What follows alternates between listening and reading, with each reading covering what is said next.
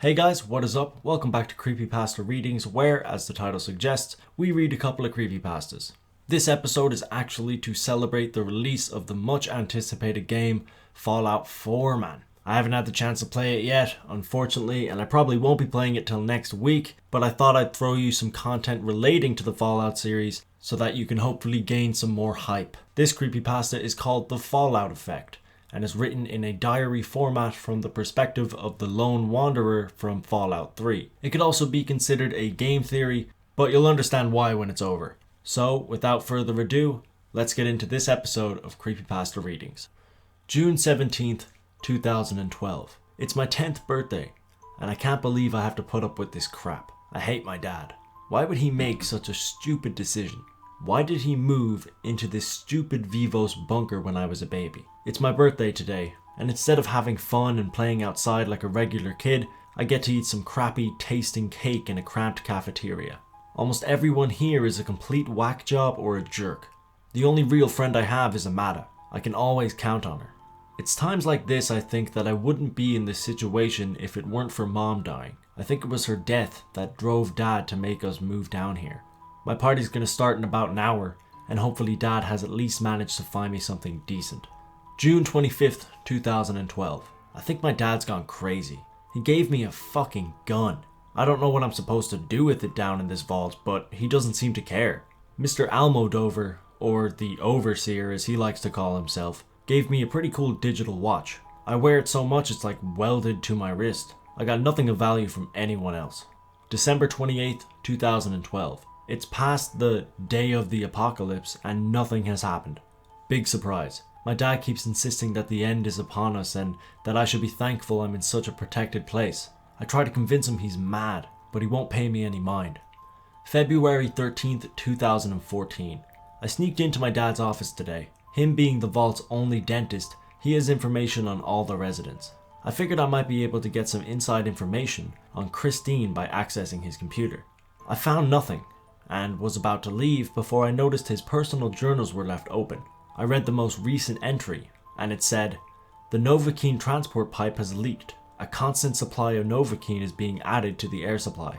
Due to the security and health implications of repairing it, we have decided to leave it be. The dosage is said to be small enough to have no effect on residents." I couldn't fully understand most of what he was talking about, and I heard his footsteps approaching, so I quickly ran back to my room. I was incredibly bored one day, as I was most days, so I decided to snoop around Dad's office again. He has a bobblehead with a huge medical syringe on his desk for some reason. I found his journals again and decided to read. The gap has slowly widened over the last year. The Novocaine doses are increasing. At this level, we expect minor brain damage as a side effect. I warned Alphonse of the implications, but he's gone mad with power. At this rate, the leak is doomed to increase in size. Permanent brain damage will be the result. I wouldn't be surprised if hallucinations started to set in after enough time has passed. I hope to God things resolve themselves. I still didn't know what Novocaine was, but I sure knew what brain damage was. I immediately confronted my dad about this. He passed it off as a novel he was writing.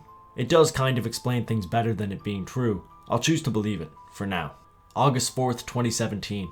I'm suffering from what I believe to be are these terrible hallucinations. I keep seeing giant cockroaches and my watch has become oddly high-tech. I vaguely remember my dad's journal talking about this, so I ran to his office and started reading. It said the following. I'm sure of it.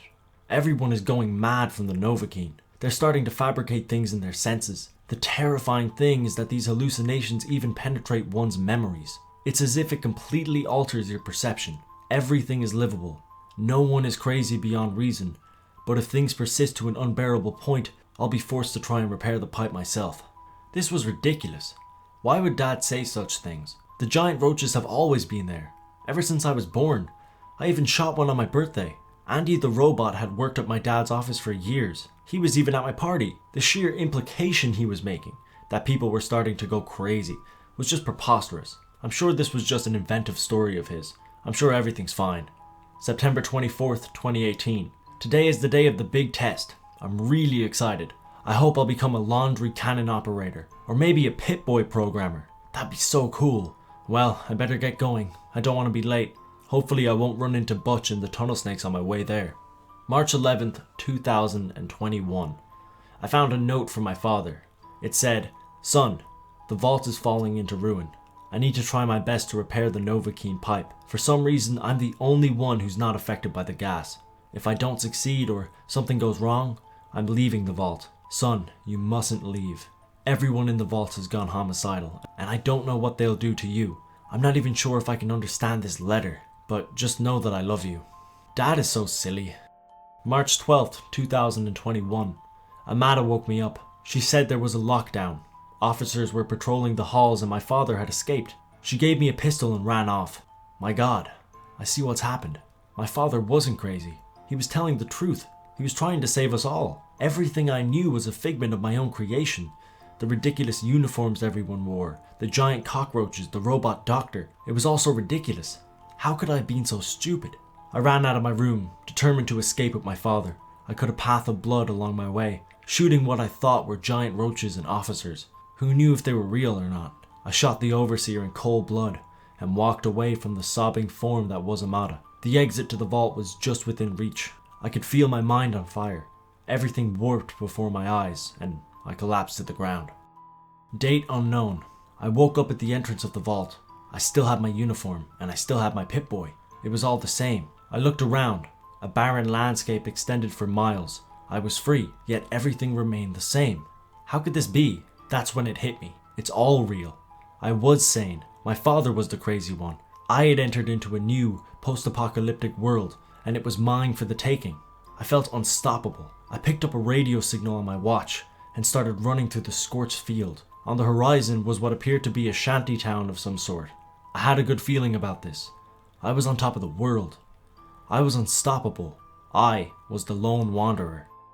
Subject 134 is one of our most interesting cases. We have no name for him, but he calls himself the Lone Wanderer. He was found running around the DC area, screaming, shouting, and talking to random foliage.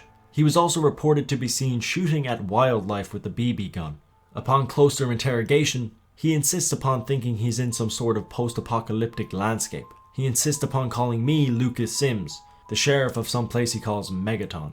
He keeps telling us that his cell is a house that I provided him with upon defusing a bomb in the center of town. The bomb he is referring to is what I believe to be the sculpture in the courtyard. We let him out occasionally. He always has the same reaction. He insists upon being in this apocalyptic world. We have no idea where he came from. He appeared to pop out of nowhere. All we know for sure is that he shows little hope for improvement. And that's it for this episode of Creepypasta Readings.